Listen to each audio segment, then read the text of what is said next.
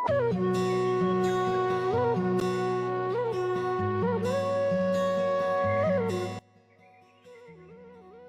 नमस्कार। I hope सबैलाई सन्चै छ होला।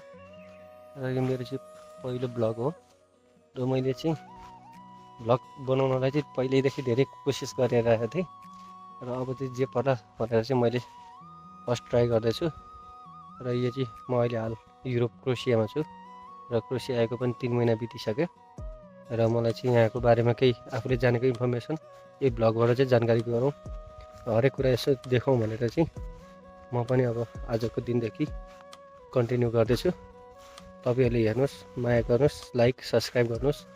के कमजोरी छ त्यसमा चाहिँ कमेन्ट गरेर मलाई बताइदिनुहोस् र हजुरहरूलाई चाहिँ यहाँको सबै कुरा देखाउनेछु। अब क्रोसियाले पनि नयाँ नियम ल्याएको छ 2026देखि चाहिँ यहाँ भाषा अनिवार्य हुनुपर्ने भनिरहेको छ र त्यसले गर्दा चाहिँ अलिकति गाह्रो पर्ने हो कि भन्ने हामी नेपालीहरूलाई चाहिँ त्यस्तो छ। अब गाह्रो पनि छ, अब भाषा पनि जान्नु पर्यो र यहाँको भाषा बुझ्नु पनि छ होइन। हरेक कुरामा पसलदेखि हरेक कुरामा गाह्रो पनि छ। उनीहरूलाई कोही कोहीलाई मात्रै इङ्ग्लिस आउँदो रहेछ होइन, तर धेरैलाई इङ्ग्लिस नआउने रहेछ। यहीँको भाषालाई चाहिँ प्राथमिकता दिएको रहेछ।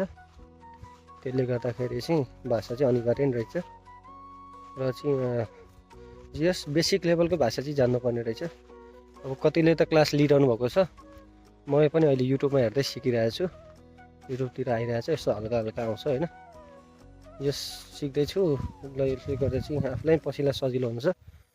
र अब के छ भने अब आउँदा नयाँ पर्मिट निकाल्नलाई चाहिँ भाषा अनिवार्य बेसिक लेभलको A1 भाषा चाहिन्छ भनेर चाहिँ यहाँ नोटिस निकालेको छ होइन।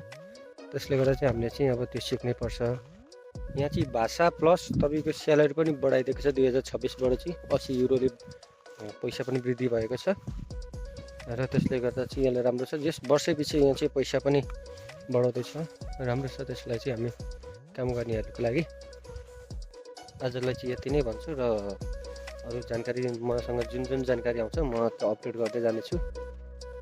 एन्ड लाइक गरिदिनुहोस्, सब्सक्राइब गरिदिनुहोस् मेरो आफ्नो युट्युब च्यानललाई। Thank you, by.